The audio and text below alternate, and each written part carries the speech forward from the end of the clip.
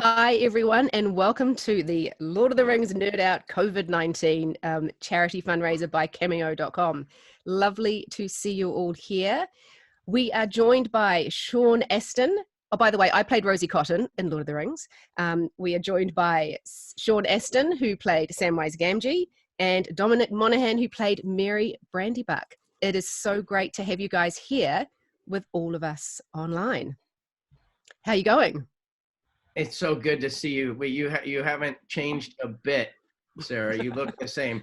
Dom, of course, looks very, very long in the tooth now. At this point, he's going slowly, but we'll just put up with it. Look, gray hair. I call this gray hair ex-girlfriends. That's what I call this section of my face.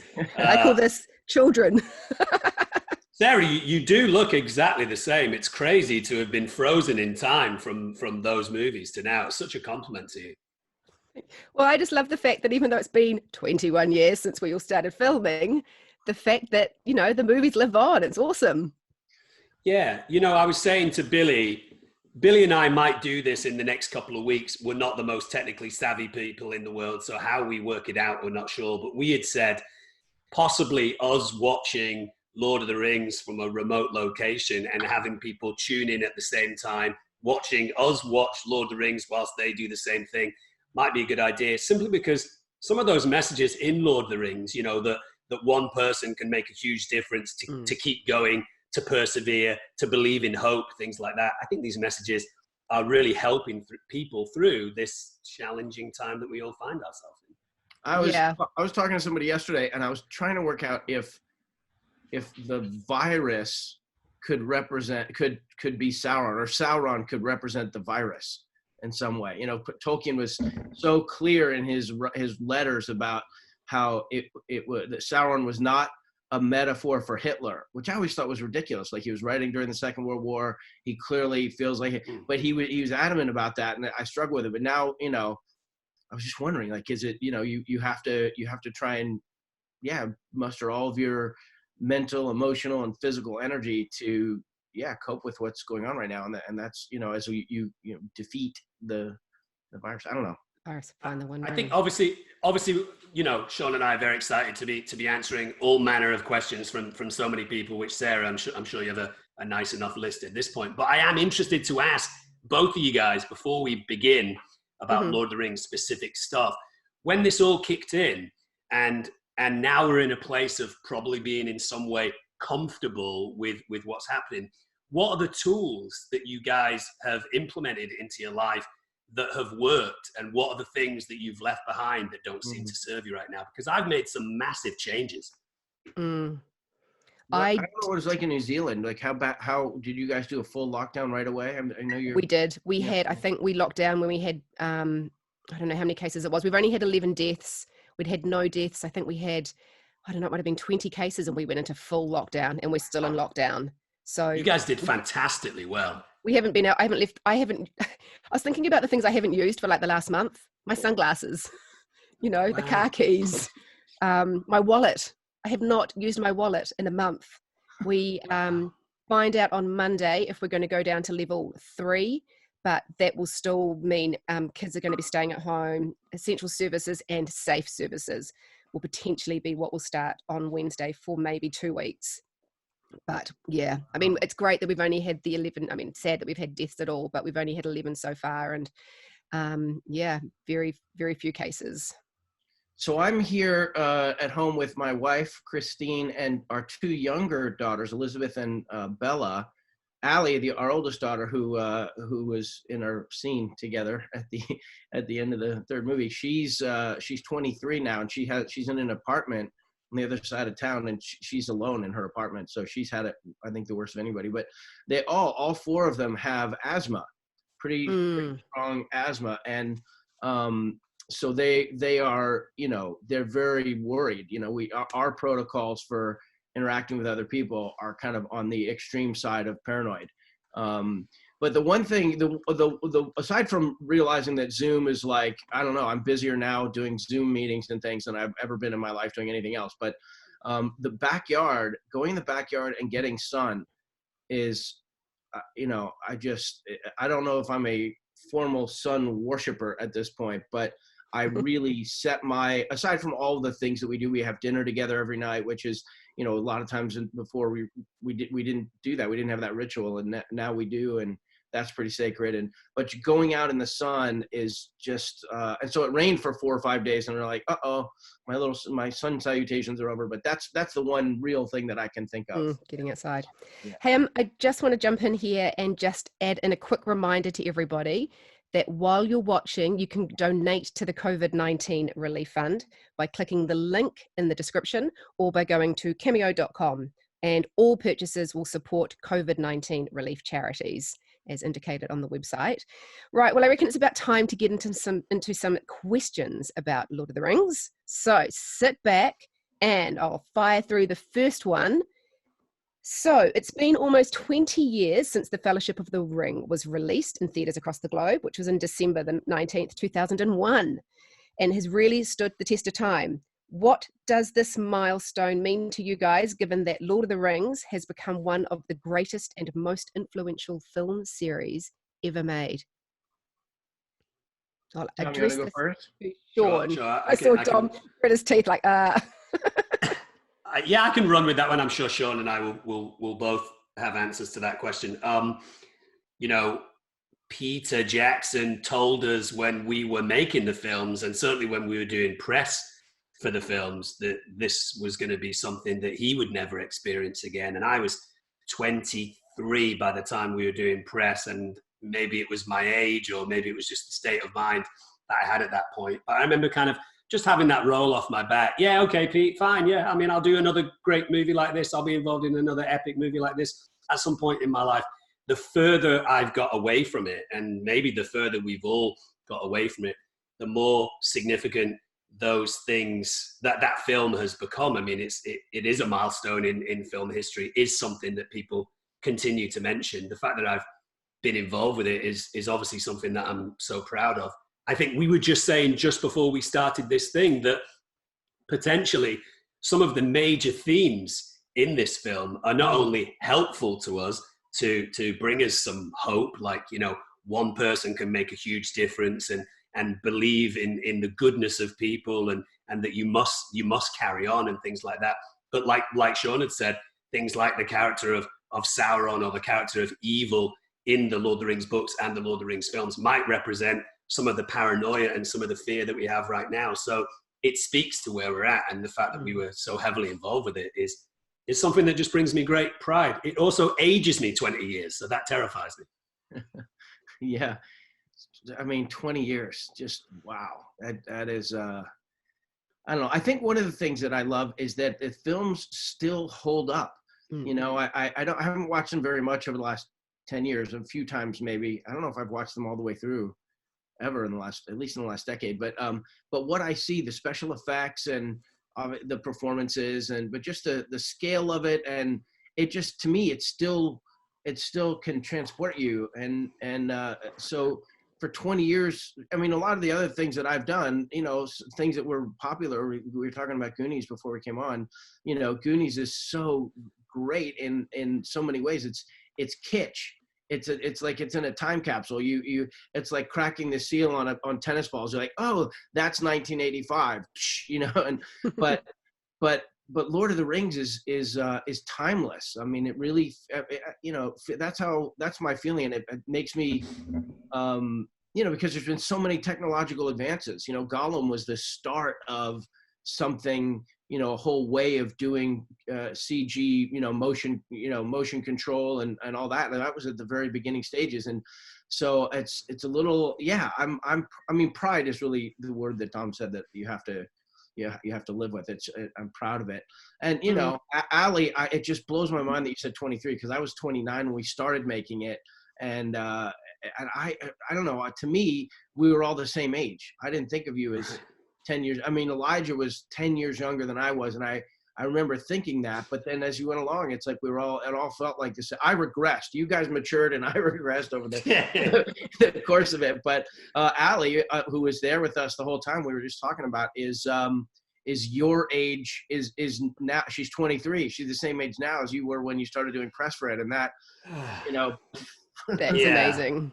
You know, the Beatles, and certainly George Harrison talks about the fact that because he was the youngest Beatle, he was always treated as the youngster who didn't really have too much to say and hadn't had those life experiences, and was talked down to a little bit by John Lennon and by Paul McCartney and Ringo to a lesser extent. I don't necessarily think that we ever talked down to Elijah, because simply based on who he was as a person and his performance, you know, we held him in high regard. But no question, I always thought of Elijah as the younger one of the hobbits. You know, Elijah's a 40-year-old man now. You know, he has a child. I still think of him as this guy who we had to smuggle into bars in New Zealand because he wasn't old enough to have a drink yet. You know, it's amazing how you get frozen in time. Yeah. Here's a question for you, Sean. This comes directly from a fan.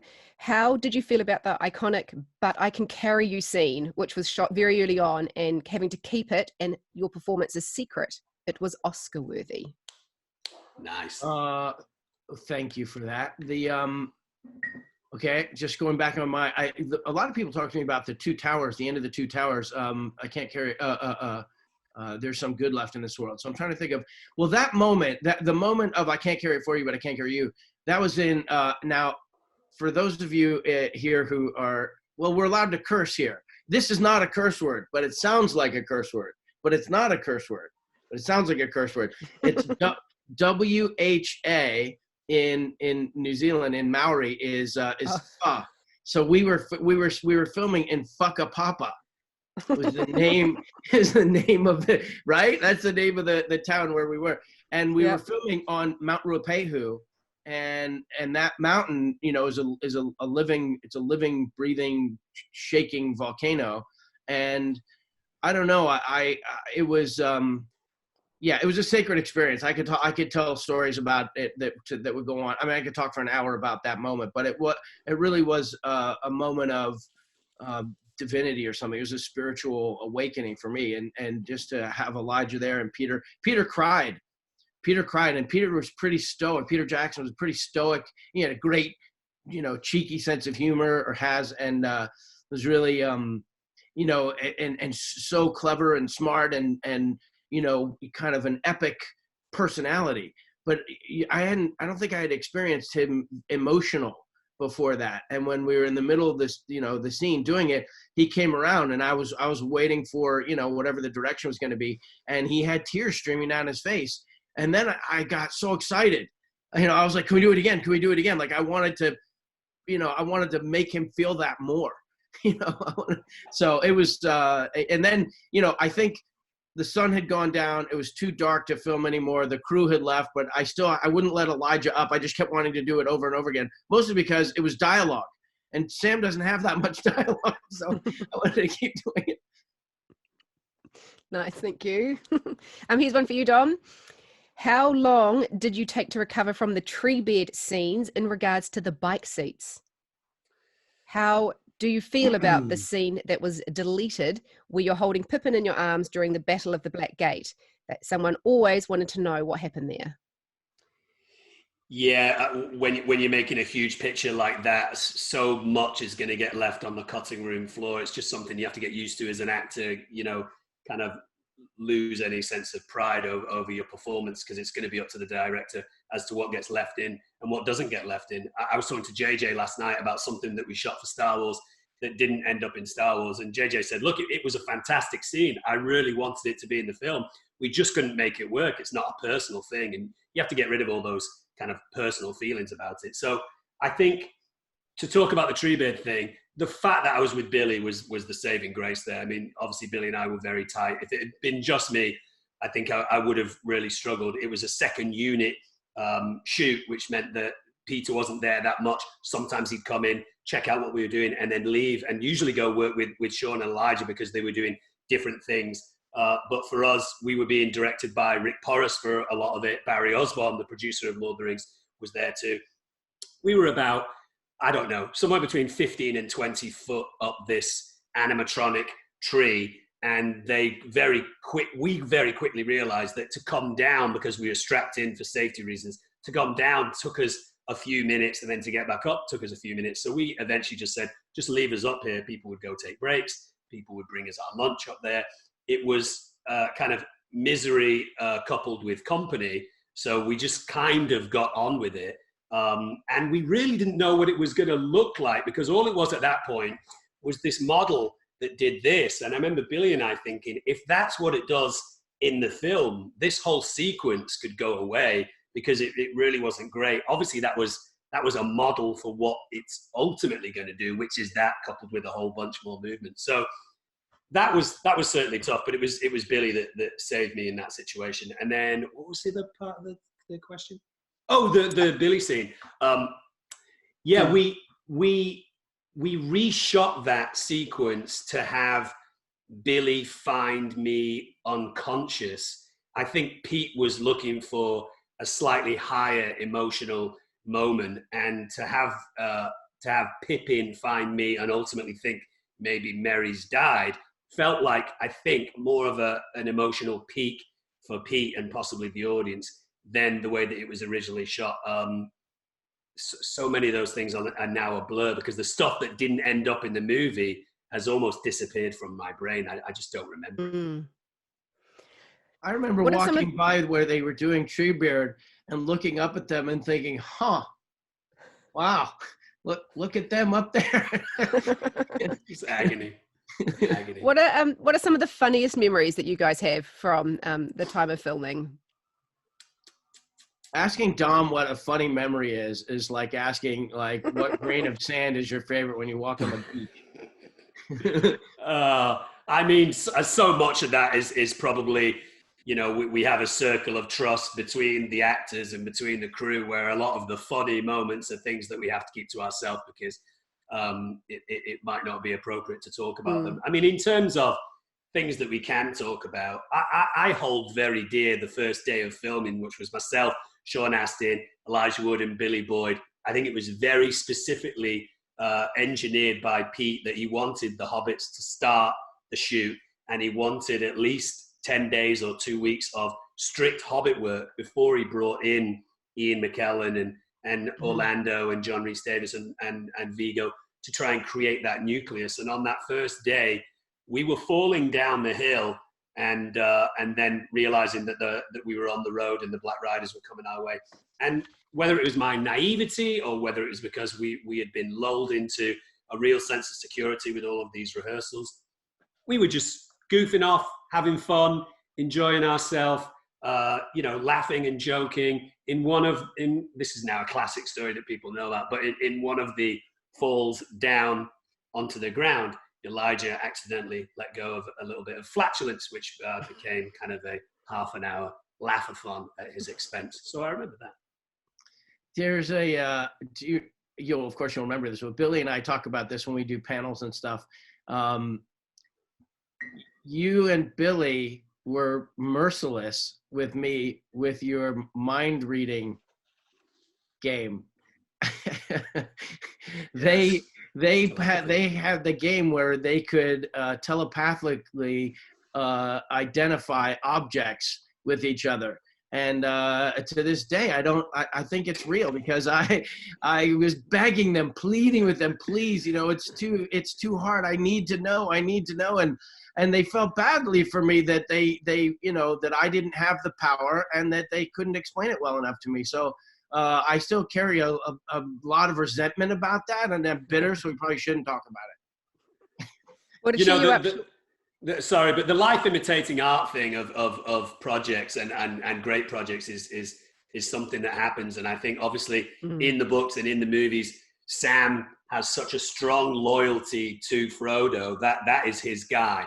And Merry and Pippin in some way represent getting Frodo into trouble and being part of the mischief. And maybe to a certain extent, Sam wants them to just calm down and let Frodo do his thing. And I think off camera, there was a little bit of that with Sean, where we were lightheartedly always teasing Sean because he represented Sam. He represented the guy that was like, come on, like, this is serious.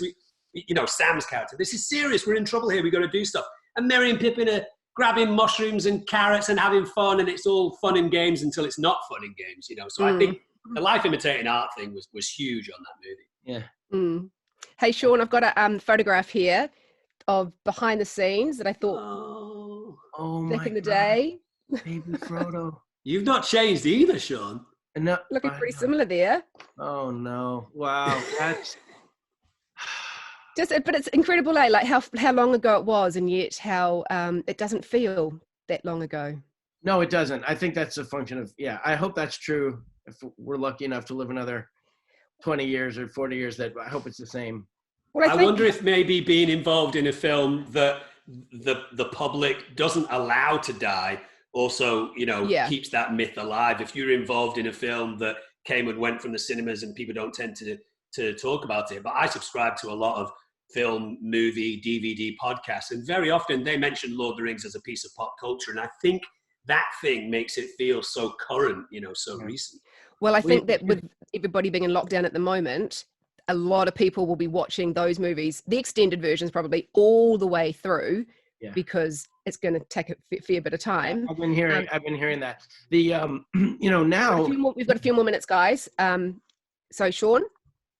No, I was just going to say that now in movies, there's so many epic trilogies that are made now. I mean, there's only a few that, I guess Star Wars and Raiders, and there were others that did that, and Back to the Future, but I don't know, something about Lord of the Rings feels like it was the start of like a genre of these epic films, the Marvel films and all that. And now it's common at the end of the films during the trailer or during the credits to see all of the babies that were made during those films. And I feel like our babies were made just a little bit before it, but there is that sense of community, that sense of like, marriages and weddings. And you show that tent with us in it. And like, I'm trying to think, like, where was that particular tent that particular day? Like, that looks like it was I think it was in Hobbiton. Yeah. I mean, Matamata. Yeah. Yeah. So I don't know. It's like a circus. It's like a circus, you're traveling, you're doing, things are happening. And that sense of community and family will never go away in my heart. And that is what we are needing to continue to draw on now, isn't it? Like in the wider picture of what's happening in the world, drawing on community, love, keeping ourselves as elevated as we can within these difficult times by reaching out to each other like we are right now. So yeah, it's definitely we're involved in a huge social experiment, and it's an opportunity to try and push through and stay positive. And we're going to have moments of doubt in those moments, but it seems like the whole world is going through this. And sometimes we can tap into the world's sense of anxiety and negativity and a lack of hope. And if you're feeling well and you're okay to a certain extent, I think there is a responsibility to represent the voice of the humans that are saying, we're going to get through this, we're going to be okay. Not only that, we're going to be stronger on the other way out. Yeah. One of the coolest themes about Lord of the Rings is its environmental message. It's the Ents and the Shire, the type of pastoral place that it is. And it's really interesting to me that now the whole world has seen that it's possible to cooperate in an instant. We can all go into agreement in an instant that we can go inside, and the impacts on the natural environment now are incredible to behold. And in the coming years, we may have to do this. It may not be as acute, human threatening, dynamic as a virus is, but we need to protect ourselves. So I agree with what Dom said completely, and would try and say, as a social experiment, we can take pride in what we've accomplished as a species over the last in this time. Yeah. Well, that is going to wrap up our Lord of the Rings panel. Thank you guys both for your time. We could have gone for another like 2 questions. Hour. It's crazy. Wait, I want to say something. If you're watching this, first of all, Dom, it's so good to see you, and I can't wait to be on the trail. And Sarah, it's just it's so beautiful to see you too. And I just send you and the kids all my love on behalf of our family. Thanks. I would just say this, everyone.